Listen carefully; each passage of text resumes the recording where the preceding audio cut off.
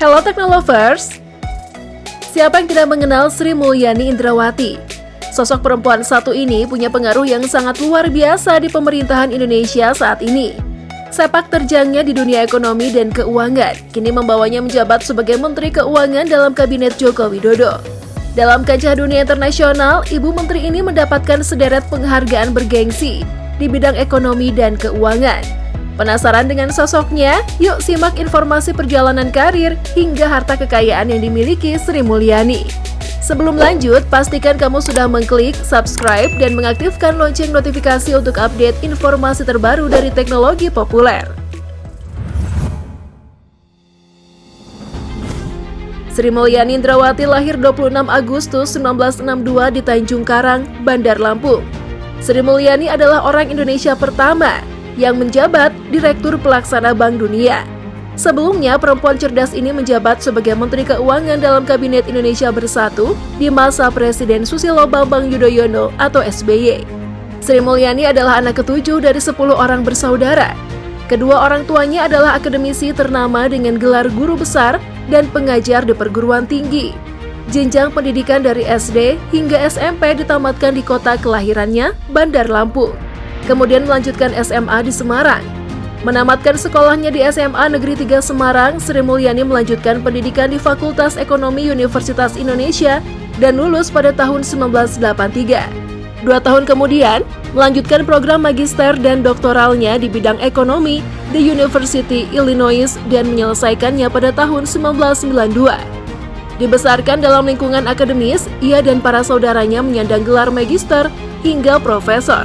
Ini tidak terlepas dari karir kedua orang tuanya sebagai tenaga pengajar dan guru besar di Universitas Negeri Semarang. Sri Mulyani menikah dengan seorang ekonom, Tony Sumarto, dan memiliki 3 orang anak.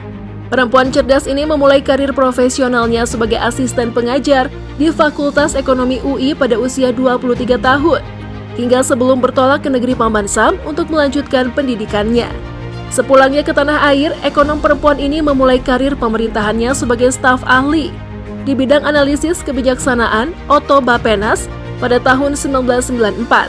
Kemudian berpindah menjadi anggota kelompok kerja General Agreement on Trade in Service atau GATS, Departemen Keuangan pada tahun 1995. Lalu kembali menjalani profesi sebagai dosen pada program S1 dan program S2, S3 di Universitas Indonesia. Karirnya semakin menanjak sejak ia dilantik sebagai Kepala Lembaga Penyelidikan Ekonomi dan Masyarakat Fakultas Ekonomi UI pada tahun 1998. Di masa ini, Sri Mulyani sering menuangkan berbagai pemikirannya yang kritis, lugas, jernih ke dalam bentuk tulisan jurnal dan mengisi berbagai forum seminar. Hingga pada masa Presiden Abdurrahman Wahid atau Gus Dur, dia diangkat bersama ekonom Indonesia lainnya sebagai Dewan Ekonomi Nasional. Di dunia internasional, Sri Mulyani pernah menjadi konsultan dalam bidang pendidikan dengan tugas merumuskan desain program magister untuk penguatan universitas melalui program USAID di Indonesia. Salah satu pakar ekonomi Indonesia ini pun bergabung dengan IMF sebagai eksekutif director pada tahun 2002, mewakili 12 negara di Asia Tenggara. Kembali ke tanah air, pada tahun 2004 ia diangkat menjadi Menteri Perencanaan Pembangunan Nasional atau Bappenas oleh Presiden Susilo Bambang Yudhoyono. Setahun kemudian saat perombakan kabinet, Sri Mulyani beralih jabatan menjadi Menteri Keuangan, lalu naik jabatan menjadi pelaksana tugas Menteri Koordinator Bidang Perekonomian. Di tahun 2010, Sri Mulyani mengundurkan diri sebagai menteri dan memilih berkarir sebagai Direktur Pelaksana Bank Dunia dengan tugas mengatur 74 negara di bawah wewenang Bank Dunia. Di masa pemerintahan Joko Widodo, Sri Mulyani dimasukkan dalam Kabinet Kerja menjabat Menteri Keuangan. Jabatan ini masih ia sandang hingga saat ini di periode kedua kepemimpinan Presiden Jokowi.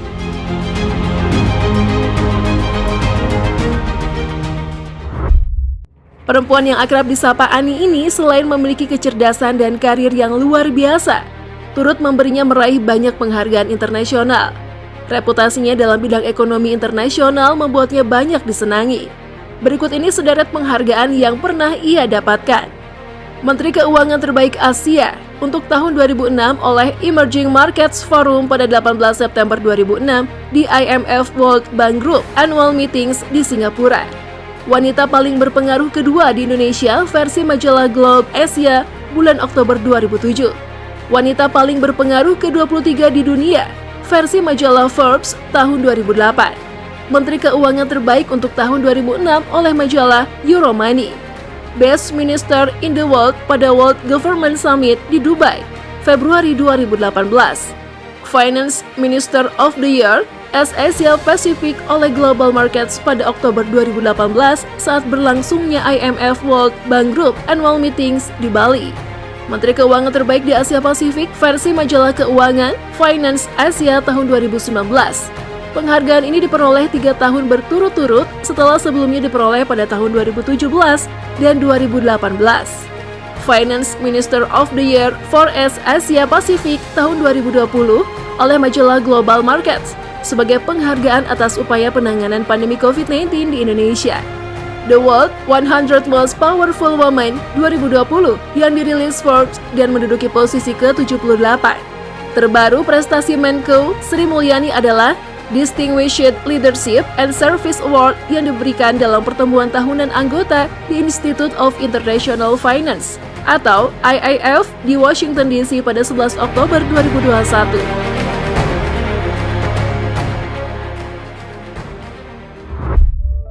Gimana Teknolovers? Kamu udah lihat kan gimana perjalanan karir Ibu Menteri Keuangan Sri Mulyani?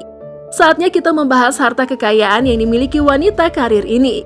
Berdasarkan laporan LHKPN yang ia melaporkan kepada KPK, Sri Mulyani memiliki total kekayaan senilai 58.048.779.283 rupiah. Nilai harta kekayaan terbesar yang dimilikinya berupa tanah dan bangunan senilai 45.811.090.623 rupiah. Tanah dan bangunan ini tersebar di Jakarta Pusat, Jakarta Selatan, dan Kota Tangerang. Selain itu, ia juga punya alat transportasi jenis motor Honda Rebel CMX 500 tahun 2009 senilai 145 juta rupiah. Tak hanya itu, harta bergerak lainnya yang ia miliki berjumlah 446.520.000 rupiah. Sri Mulyani juga memiliki surat berharga dengan nilai yang fantastis sebesar 12.721.023.556 rupiah dan juga memiliki kas dan setara kas senilai 8.141.815.666 rupiah. Total harta yang dimilikinya senilai 67.264.449.845 rupiah. Namun, Ibu Menteri Keuangan ini memiliki hutang sebesar 9.215.670.562 rupiah. Sehingga jika ditotal, maka keseluruhan nilai harta yang dimiliki dan dikurang hutang, maka nilainya mencapai 58.779.283 rupiah.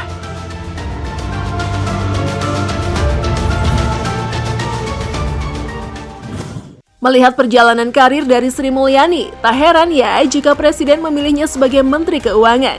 Keahliannya di bidang ekonomi sangat berkontribusi dalam membangun bangsa ini. Gimana nih tanggapanmu? Komen di bawah ya.